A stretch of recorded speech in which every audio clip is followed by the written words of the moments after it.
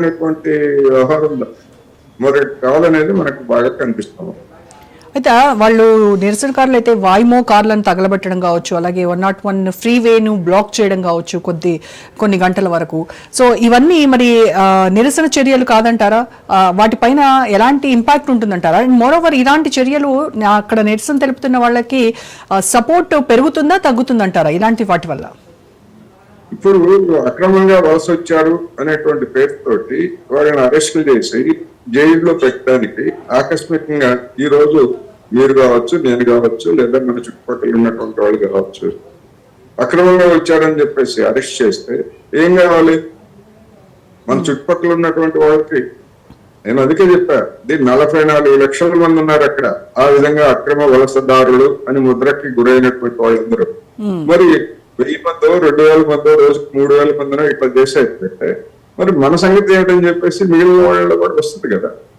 అందుకని ఆ సమస్యను ఎట్లా పరిష్కరించాలి ఏమిటి అనేటువంటిది ఒక విధాన నిర్ణయం తీసుకోవాలి. ఆ విధాన నిర్ణయం ప్రకారం చూడాలి. మనం చూసాం కదా, అక్రమంగా ప్రవేశించారనేటువంటి పేరుతోటి భారతీయులుగా ఉన్నటువంటి వాళ్ళందరినీ కూడా విమానాల్లో కాళ్ళు చేతులకు గొలుసులు వేసి పశువులను తీసుకొచ్చినట్టుగా మన దేశంలో వదిలిపెట్టినటువంటి వ్యవహారం చూసాం కదా. మళ్ళా అదే మానవ హక్కుల గురించి లేదా మరొక దాని గురించి మానవత్వం గురించి కబుర్లు చెప్తారు. విమానంలో తీసుకొచ్చేటువంటి వాళ్ళకి ఎందుకు వేయాలి? వేడీలు ఎందుకు, కాళ్ళు చేతులు ఎందుకు కట్టేయాలి? కడుపు మండదా ఎవరికైనా? అదే జరుగుతోంది ఇప్పుడు లాస్ ఏంజల్స్ లో.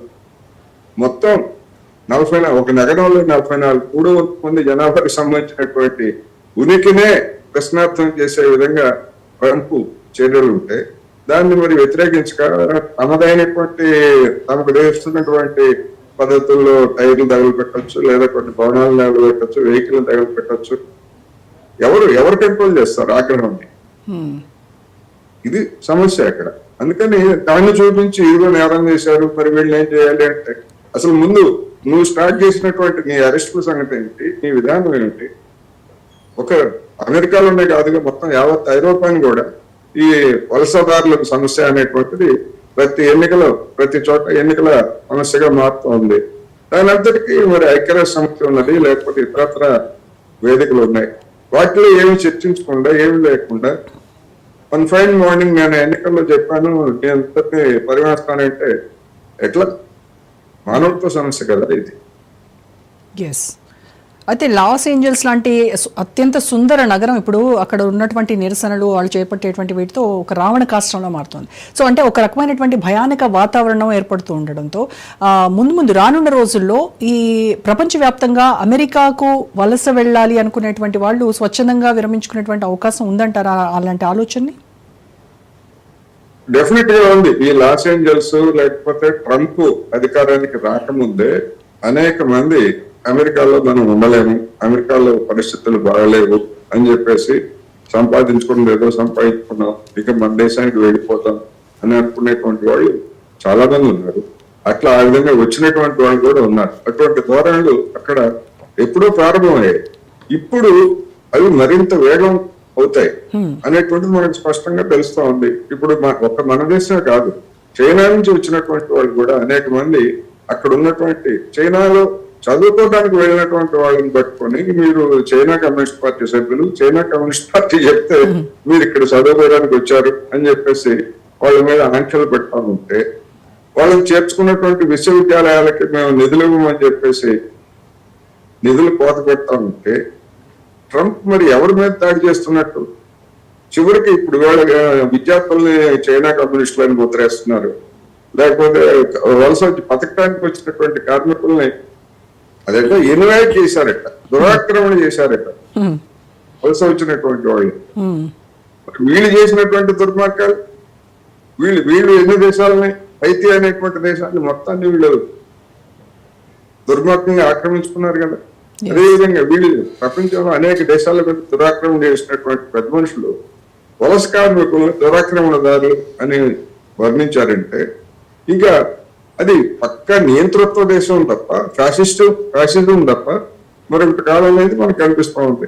అంటే వాళ్ళు చేసిన దురాగతాలను ప్రశ్నించే వాళ్ళు లేకపోవడంతో ఇంకాస్త పెచ్చిమీరిపోతున్నారు. డెఫినెట్ గా రేపు ఇవాళ వలస వచ్చినటువంటి మెక్సికన్లని లేకపోతే ఇతర లైట్నర్స్ ని వీళ్ళందరి మీద దాడులు చేస్తున్నటువంటి వాళ్ళు అక్కడ ఉన్నటువంటి కార్మిక వర్గం రేపు తమ మీద దోపిడీని ప్రశ్నిస్తే తెల్లవాళ్ళని కూడా వదలరు వీళ్ళు. కరెక్ట్. తెల్లవాళ్ళని కూడా వదలరు వీళ్ళు. కార్పొరేట్లు చూడండి, ఇప్పుడు మనం ట్రంప్, ఎలన్ మస్క్ ట్రంప్ ఏ విధంగా తిట్టుకున్నారో ఇప్పుడు మళ్ళా వాళ్ళిద్దరు కూడా రాజీ పడి వ్యవహారం చేస్తున్నారు. వీళ్ళకి డబ్బులు తప్ప, సంపాదన తప్ప, వాళ్ళ లాభం తప్ప. మరి మస్క్ ట్రంప్ కి ఏమిటి మధ్యలో రాజీ ఏమిటి? నీ బూత్ బాగోటాలన్నీ నాకు తెలుసు అన్న తర్వాత ఆయన మళ్ళీ ఎందుకు వెనక్కి తీసుకున్నాడు తెలియదా అంతకు ముందు? అందుకని ఇట్లా డెమోక్రాట్లైనా రిపబ్లికన్లైనా అదే విధమైనటువంటి దుర్మార్గానికి అక్కడ ఉన్నటువంటి కార్మిక వర్గం మీద అమెరికా 2025 పేరుతోటి మొత్తం అక్కడ ఉన్నటువంటి సంక్షేమ పథకాలన్నింటినీ కూడా కోత పెట్టడానికి ఒక పెద్ద ప్రయత్నం చేస్తున్నారు. దాని పేరుతోనే కదా ట్రంప్ బయటకు వచ్చింది ఇది మస్క్. ఇప్పుడు దాన్ని ఇంప్లిమెంట్ చేసిన భాగమే ఇది కూడా దానిలో ఒక భాగమే. ఈ విధంగా అక్రమ వలసదారుల పేరుతోటి జనం మీద తాగింది. అంటే ఇప్పుడు నేషనల్ గార్డ్ విషయంలో ఆయన రంగంలోకి దింపాలని ట్రంప్ ఏదైతే నిర్ణయం తీసుకున్నాడో దాన్ని మస్క్ సమర్థించడం కావచ్చు, ఆయన షేర్ చేసిన దాని స్క్రీన్ షాట్ ని మళ్ళీ ఈయన రీపోస్ట్ చేయడం కావచ్చు, ఇవన్నీ చూస్తే మళ్ళీ వీళ్ళు ఇద్దరు కలిసిపోయారని అనుకోవాలా? ఇద్దరు ఒకతానలో ముక్కలే. అప్పుడు పంచుకునే దగ్గర ఎక్కడ వచ్చింది వాళ్ళిద్దరికి తగాదా ఎక్కడ వచ్చింది? మస్క్ ఏమడిగాడు, మొత్తం దేశంలో ఉన్నటువంటి వాహనాలన్నింటినీ కూడా, కార్లన్నింటినీ కూడా కంపల్సరీగా వినియోగదారులందరూ విద్యుత్ వాహనాలని కొనుగోలు చేయాలి అని చెప్పేసి ఒక విధానపరమైనటువంటి నిర్ణయాన్ని తీసుకోమని ట్రంప్ మీద ఒత్తిడి చేశాడు. మరి ఇతర పెట్రోల్ డీజిల్ వాహనాలు తయారు చేసేటువంటి కంపెనీలు కూడా ఉంటాయి కదా, వాళ్ళ మీద ఒత్తిడి చేసేవాళ్ళు. అది సాధ్యం కాదురా అని చెప్పి అన్నాడు. అందుకని ఎలన్ మస్క్ తనకు దక్కది ఇతరులకు ఎందుకు దక్కాలి అన్నట్టుగా దాన్ని ఏం చెప్తే వెండా మస్క్ అనేటువంటిది అక్కడ వచ్చింది. అక్కడ అసలు తగాదు అది. మొత్తం విద్యుత్ కార్లు అతను ముందున్నాడు. అందుకని అందరి చేత విద్యుత్ కార్లు కొనిపించాలని చెప్పేసి విధానపరం నిర్ణయం తీసుకోమన్నాడు.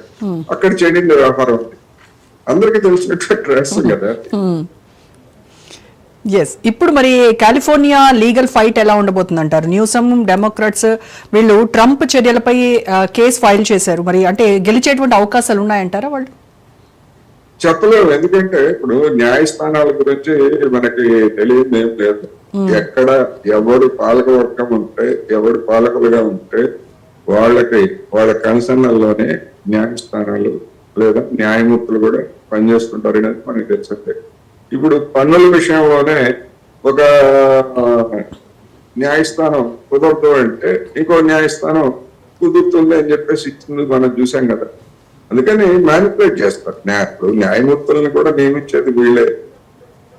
ప్రధానంగా పాలక వర్గాల కన్సర్న్లోనే అన్ని వ్యవస్థలు పనిచేస్తాయి. అది పోలీస్ అయినా, న్యాయ వ్యవస్థ అయినా, మరొకటైనా అంతే తప్ప.